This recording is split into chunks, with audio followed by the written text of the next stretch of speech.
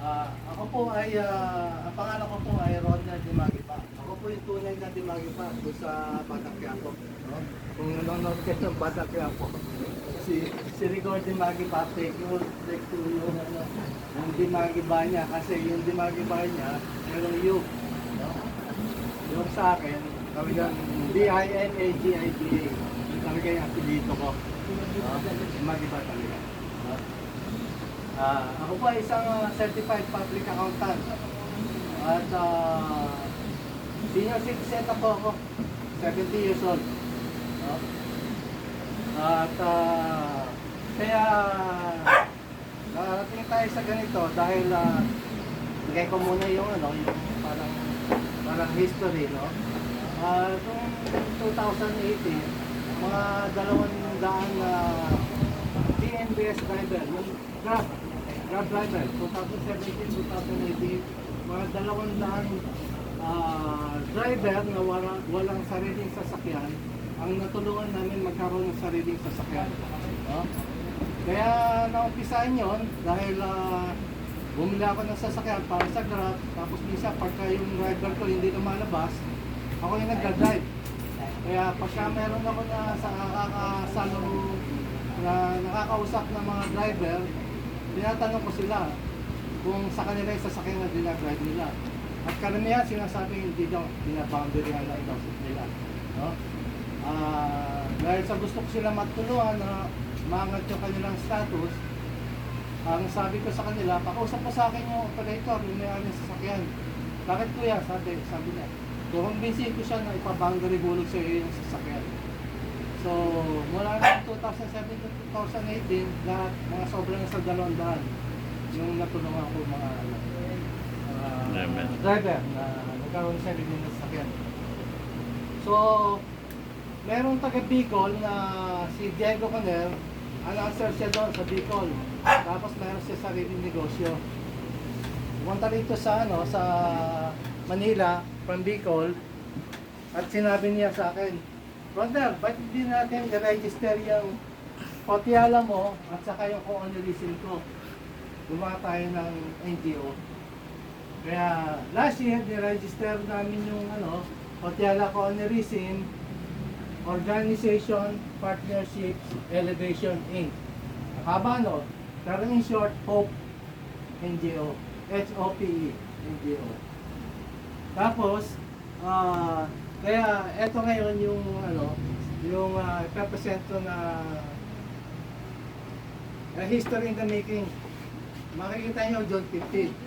Sa susunod, pag gumawa ko nito, kasama na kayo doon sa history in the making. So, next slide. So, our mission to make Philippines a better place to live, do business, and retire. Next. Ngayon, transform every HOPE NGO activated barangay into a smart barangay. Bali, isa to sa sa programa ng HOPE NGO. Pagka nag-activate kami sa isang barangay, i-guide namin yung barangay chairman para maging smart barangay yung pamamahala ng buong barangay. Kasama na dito yung smart CCTV na may facial recognition saka audio. Next.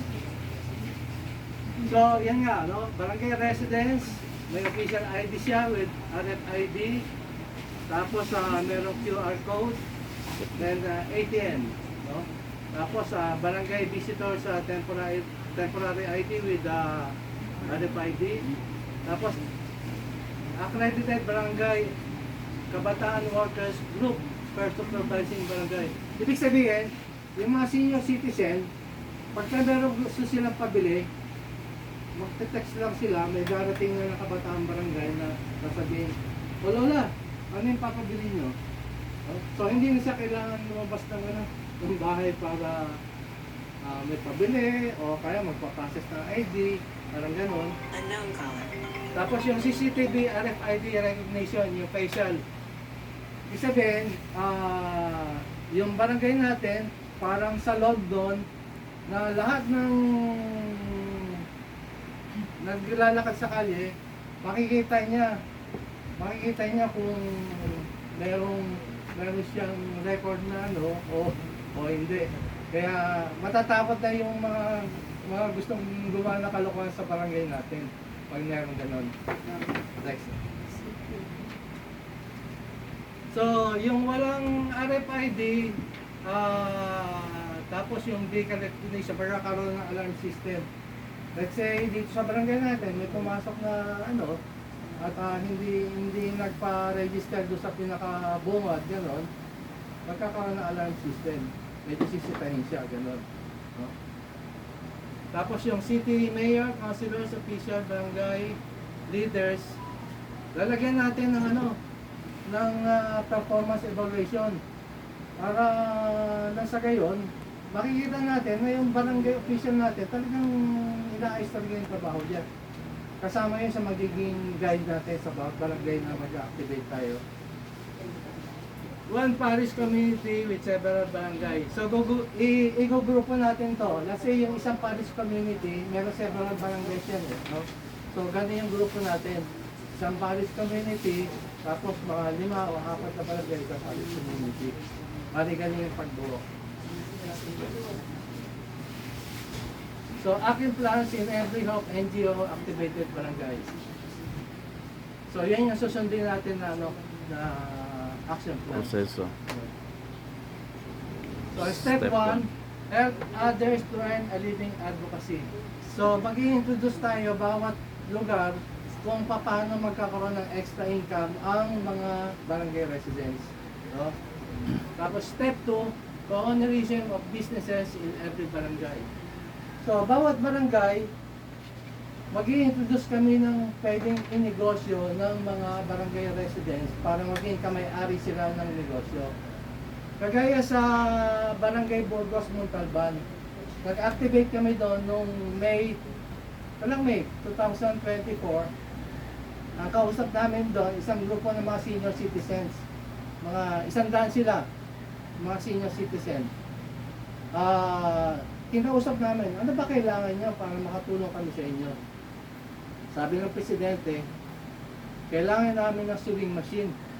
Kasi gagawa kami ng mga basahan, yung mga bilog-bilog, para ibenta sa mga malalapit na mga factory. So, yung mga kasama ko, naghanap kami ng mag-sponsor, nakalikom kami ng pambili ng 2 sewing machine.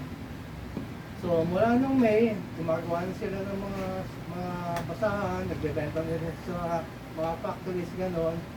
Tapos, lately, nag-message yung presidente na may order daw sa kanya mga 10,000 pieces. No? Kaya tumawag sa akin yung pinaka-coordinator namin doon sa Rizal Province, nagpapadagdag na sewing machine. No? So, yun yung pag-uusapan namin sa August 17, pagpunta natin doon, may ganitong meeting kung paano mangyayari para magkaroon sila additional na sewing machine. Tapos ilalatag namin yung project ni Rene na Butika Grocery Clinic, BGC. Hindi yung sa BGC, ano yun, ha? Global City. Global City. So, ilalatag namin yon. May kausap na si Ma'am Malu na pharmacy para kung paano gawin para may implement yun. Pagkatapos, kahapon pa yun, nung may meeting tayo sa Prisco. Kailan yun? Friday? Friday. Nung Friday, may kausap kami yung presidente ng TODA na meron siyang bakery. So, isasama na namin yung project. Pagkatapos ng BGC, susunod na project, Bakery. food cart, saka bakery. No?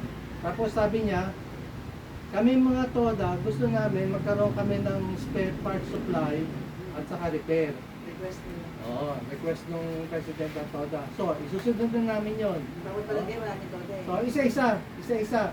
Hindi namin bubuuin, bibiglayin. Isa-isa gagawin niya, bubuuin yung negosyo. No? So, eto na yung tourism of businesses in every barangay. Mangyayari niyan, lahat tayo nasasali sa grupo natin, magiging kamay-ari ng bawat negosyo na itatayo natin sa pangunguna ni pastor at saka ni ni Ma'am Rose. No? So, step 3, partnership with concerned individuals, government agencies, cooperatives, local and foreign organizations. Bakit kailangan yan? Kasi, wala naman akong gano'ng kalaking pera eh. Para itulong sa bawat barangay na ibababa ko tong project na to. Kaya kailangan yan, sila yung mag-sponsor sa atin. No? Medyo sinerte lang ako, yung kapitbahay namin, may connection siya sa Office of the President, may connection siya sa Office of the Vice President, Senate, Congress, basta lahat ng tungkol sa gobyerno. Sabi niya sa akin, Rodner, sabihin mo na sa akin kung ano kailangan mo. Ako yung nasubukan ko na siya. Kasi last year, pumanong yung aking asawa, ang gastos ko is 3.3 million. Sobra sa 1 million yung doon sa bill ko sa hospital. Magkasana, nakahingi siya ng pera kay Bato, 250,000, kay Bongo, 200,000. Kumbaga sa ano, nakita ko talaga, may connection talaga siya sa gobyerno. No? Next slide. So, step 4, elevate the standard of living of the needy barangay residents. So, senior citizen, the drivers, delivery bikers. Ito kasi, yung actually,